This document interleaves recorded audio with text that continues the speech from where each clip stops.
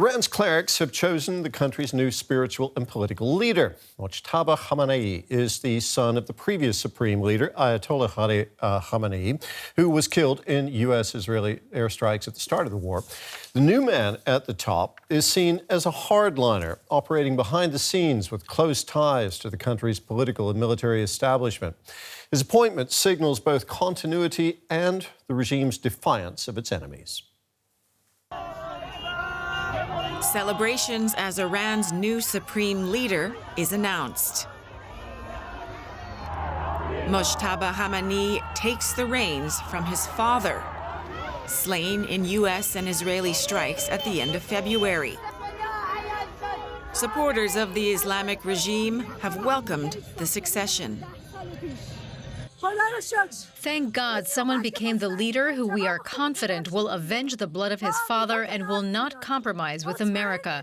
We are sure of that. He's a true son of Khamenei. He is the rightful successor to the late leader. I'm honored to support him and to make this country proud.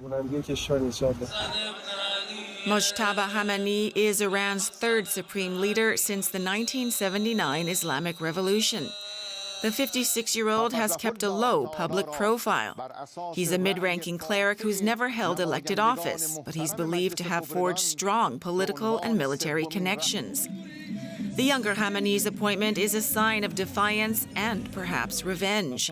His mother died alongside his father in the U.S. and Israeli strikes, and reports say his wife and other family members were also killed. As Iran's most powerful figure, he will shape the nation's war strategy. Iran's allies, including China and Russia, have thrown their support behind the new Ayatollah. But he is now a marked man. Donald Trump has previously called him unacceptable, and Israel has vowed to kill anyone who fails to bring in reforms. And for Iranians who oppose the Islamic regime, his appointment dims their hopes of systemic change. Well, for more on Iran's leadership change, we can speak now with Simon Mabon. He's a lecturer in international relations at Lancaster University in the UK. Simon, what do you make of Iran choosing Moj-taba Khamenei as the country's new supreme leader? Well, I think the signs were there. There were rumors starting to come out of Tehran that it was going to be this sort of succession, this sort of choice. And I don't think that's all that surprising in the sense that it sends a very strong, very clear message, a message of defiance, a message that says the Islamic Republic will live long, and a message that says we will not go down without a fight.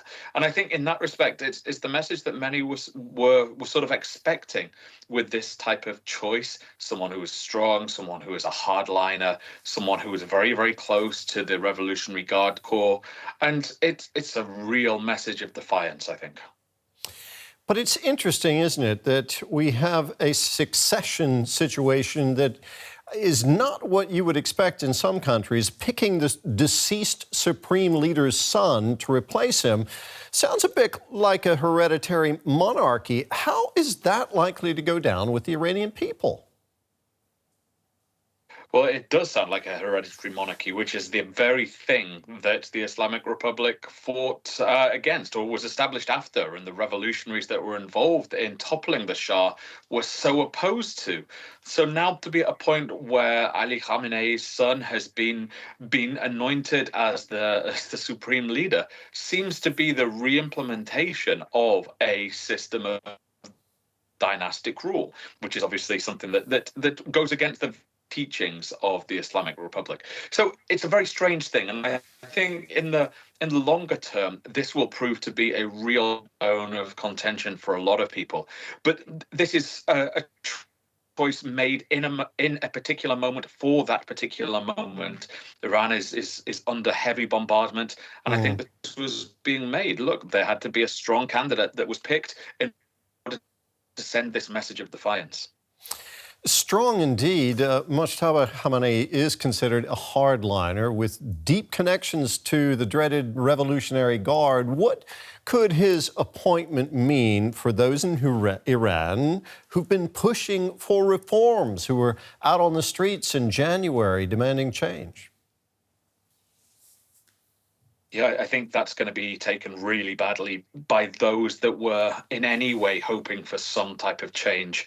It's pretty clear that Moj-taba has been the power behind the robes, as one U.S. Diplomat put it a few years ago, and in that role, he's sort of overseen the repression that many Iranians have faced, be it those protesting earlier this year or earlier instances of protest that have taken place across Iran. So I think it's deeply worrying for those in Iran wanting change, for those wanting the regime to change, not necessarily even hoping for regime change. So I think it's a worrying step in that regard, but it does highlight the desire from people within the Islamic Republic to put on this strong face and to line everything up, if you will, to make sure that the IRGC, the Revolutionary Guard, and the Supreme Leader are singing from the same hymn sheet, so to speak. What can you tell us about how this choice of Supreme Leader might impact the direction of the war? Can we expect this new leader to be more hands-on than his predecessor? Yeah, I think so. You've just got to look at the ages. I mean, Ali Khamenei, Moj-taba's father, was in his late 80s, and he was very unwell. He was not often seen in public over the past few years, and that, I think, is a consequence of his age and his health.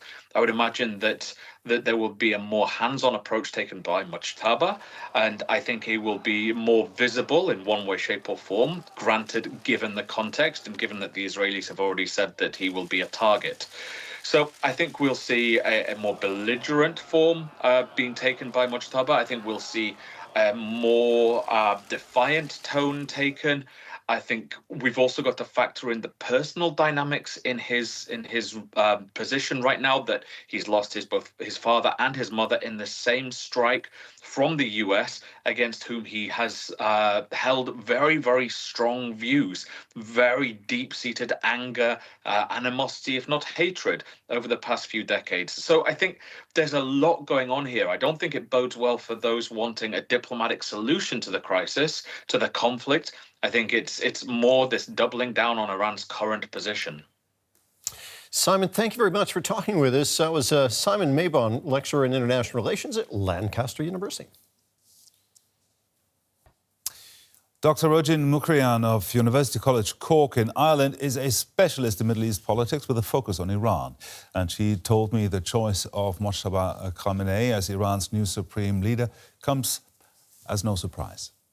I think for many people it's not a sudden elevation, because the discussion or the question of succession for a long time has shaped Iranian politics. And I think behind the closed door, there was already, even before this war to started, there was a relatively consensus among the assembly experts that who will be the next successor. So to look at Moj-taba Khamenei's announcement as a supreme leader, this is not a huge surprise for many people. However, what is surprising and what is significant, many expected that after the supreme leader Ali Khamenei was targeted in the first day of the Israel and US attacks, they were expecting a collapse within the command and control structures, because Khamenei, the supreme leader, has a very significant and important role within the Iranian politics. It has the ultimate decision-making, but it seems that there were some expectation and some already planned within the command and control structure how to manage war without a supreme leader. And I think that in a short term, they come up with a figurehead and to announce it as a supreme leader, that tells us that there were already a decision behind the closed door about this. But what is also challenging from many perspective is that during the 1979 revolution, Ayatollahs promised to bring an end to the hereditary transfer of power. But now we see that the son of the previous former supreme leader came to power. That is a surprise for many people. Yeah. So in light of what you just said about the command and control structure, does it even matter who leads Iran now, even if it would have been not such a hardliner? Well, the Iranian politics has its own unique structure. Like at the top, we have the supreme leader, which has like the ultimate power and is the final decision-making figure. But behind the supreme leader office, we have a set of different institutions that they are like organized based on a horizontal like distribution of power, and each institution has its own command and control structure. So who's going to be next leader? Of course, it matters in many ways to bring all these diverse institutions behind the supreme leader together, to hold them together. So in case of especially war, the role of the supreme leader is very essential because we have very dispersed power structure behind his office, and in the lack of a final decision maker, there can be chaos. Like in the previous days, we saw that, for example, President Pezeshkian offered or issued apology to the Gulf countries, neighboring countries, for attacking them. But after that, straight away, we saw that military officials came out and said, no, we're going to continue our attack as long as Iran and Israel is going to attack us. So we saw that some level of dispute among different institutions began to emerge a few days ago. But now that they announced the next supreme leader, we should wait and see how he's going to bring all these diverse or dispersed like institutions together again and keep the coherence within the system. So if I understand you correctly, we can expect more defiance. How sustainable is this level of response, the firing of missiles at Gulf states all around Iran? How sustainable is this for Iran politically? Well, it is very, I think, double sword that the Iranian officials are playing with. In one hand, they have no other capacity. Their only capacity to retaliate is to attack the U.S. bases in the region. Their missile only, this is their regime narrative, their missile only reach the neighboring country, which is home to the military of the U.S. forces. But at the same time, in the previous years, the Iranian regime started to form very neighborly, very friendly neighbor policies. They normalized the relation with Saudi Arabia, with Qatar, with like Egypt, but now they started to attack them and attack their civilian infrastructure. And actually we saw that now these Gulf countries also try to get unified, and they issue like statement and warning statement that if Iran continue its attack, we have to also respond. Especially this is very crucial when it comes to Saudi Arabia.